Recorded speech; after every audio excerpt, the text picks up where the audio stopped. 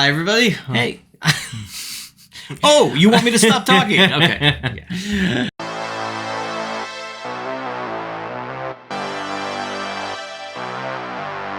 Hi, everyone. Hello. Welcome to Game On. This is a show all about tabletop gaming, from RPGs to board games and everything in between, but usually RPGs. Yes, those are the ones we like the best, but don't tell the board game guys, huh? Yeah. Okay, so Matt, what are we talking about today? Well, we got ourselves a question from a viewer and somebody who's interested in tips for novice GMs. Okay.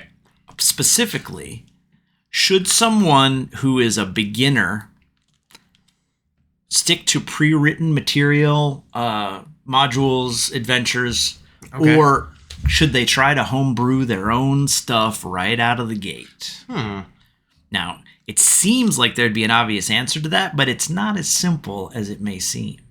So, we are going to discuss. Okay. All right. So there, I've told you what it's about. You want me to put you on the spot and say go? Or do you want me to tell you what I think? Matt, tell me your opinions on this, because I'm sure you have plenty. I do have opinions. Yeah, in fact, I probably should have fewer of them. But then it would be harder to do a video. Should beginner GMs homebrew or stick to pre-written stuff? The short answer, pre-written. Stick to pre-written. Okay. And here is why. One big reason, in my opinion. Okay? And I'll preface it with the old military adage, no battle plan survives first contact with the enemy. Now, players are not supposed to be the enemy. I'm not saying that they're the enemy, but I am saying if you have an adventure plot that's sort of linear and maybe a little more rigid in terms of the story, which is the way a novice author would probably tend to write, beginning, middle, end, linear story. Okay. Single story arc kind of thing. Those players are going to seem like enemies because they're going to throw you curveballs and they're going to try and take tangents and flat out derail a linear plot. And so you're going to have to constantly be coming up with reasons or ways to kind of tug them back onto the main path of a storyline if it's written in one sort of single linear fashion.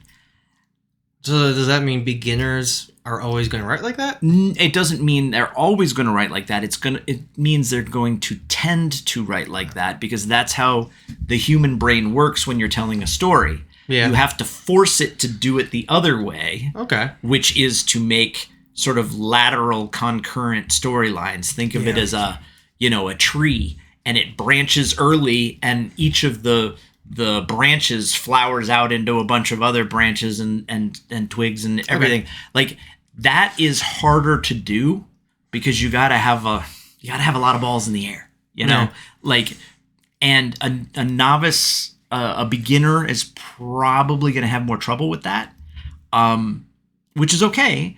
But when each time you have a branch or each time your players decide to take an unanticipated detour from your story, you've got to figure out how to get them back without breaking your story, right? Okay. And if you're going with pre-written material, the players can still do the same thing to you, but chances are that pre-written material has been play tested, and it's written by a more experienced gamer who anticipates those tangents and side quests and derailments and has, through bitter experience and probably through play testing, found ways to fix that. Okay.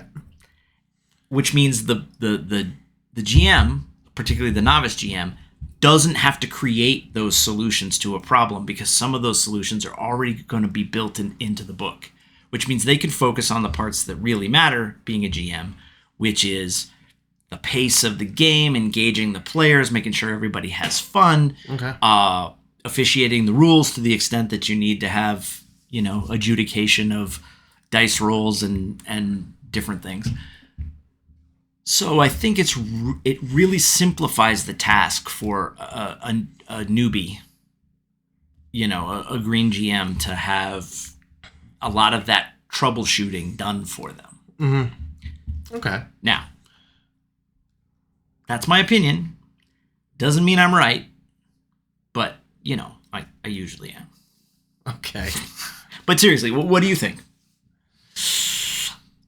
I guess I'm more open to it. I'm open to a homebrew story by somebody. I don't know. Maybe I synergize. I empathize with them more because I was there once. For sure. Me too.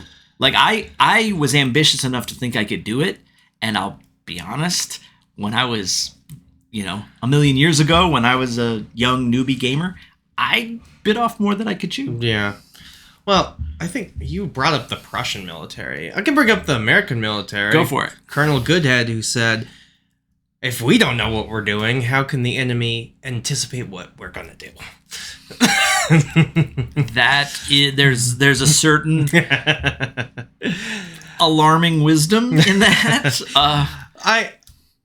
I guess my counterpoint is, okay, what if it's a world or a storyline where all the players will really want their backstories to impact it? It's hard to do that with something that's pre-written. That's a good point. You can't tailor a pre-written adventure to the specifics of your characters nearly as flexibly. Yeah.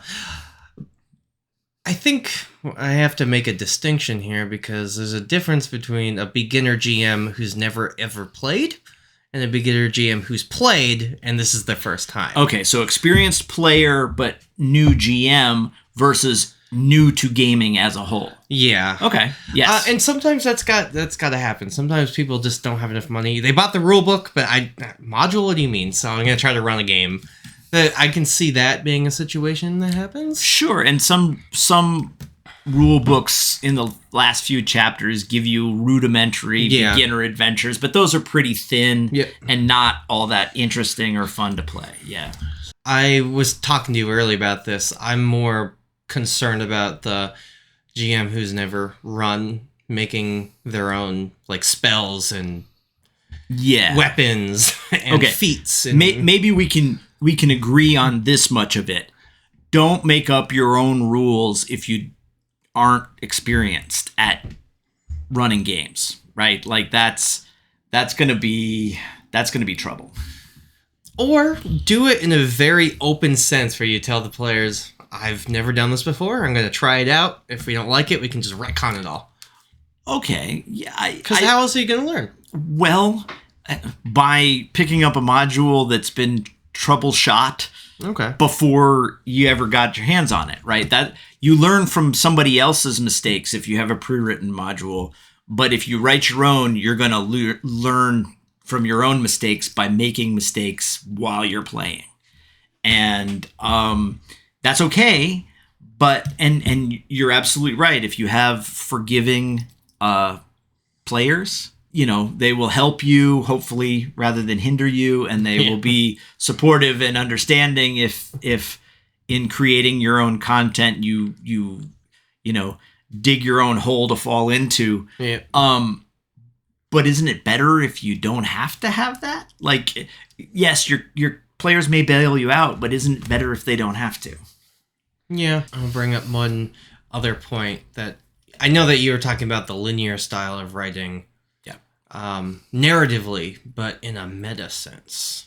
I don't like the way that some modules are published, where one chapter is here, and then the next logical chapter that you think you would go to is actually chapter 5 instead of 2.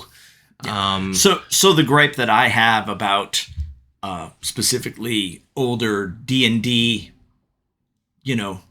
main rule books, which is when you're generating a character, you start in chapter 1, skip to chapter 8 to read up on the each aspect in detail of the thing that you're going to need in chapter 2, and so you're flipping back and forth, and that's why the bindings on the books always broke. Yeah. Because you're jumping back and forth from the back to the front to the front to the back.